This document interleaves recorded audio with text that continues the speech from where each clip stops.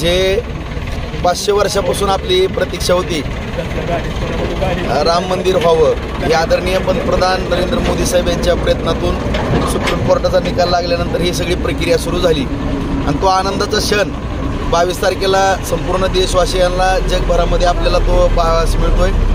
आणि 22 तारखेला तर भगवन देवस्थानमध्ये आपले त्या ठिकाणी लाईव्ह प्रक्षेपण होणारच आहे।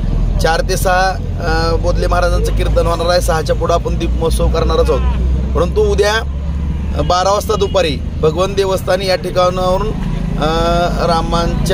प्रभू श्रीरामांच्या प्रतिमा असलेलं एक तैलचित्र घेऊन आपण संपूर्ण बार्शी शहरामध्ये एक यात्रा करतोय, आपण पदयात्रा करतोय। आणि या निमित्तानं सर्व बार्शीकरांनी त्या पदयात्रेस आणि या ठिकाणी अक्षदा कलश या सर्व फेरी करता सर्व राम भक्तांनी त्या ठिकाणी उपस्थित राहावं।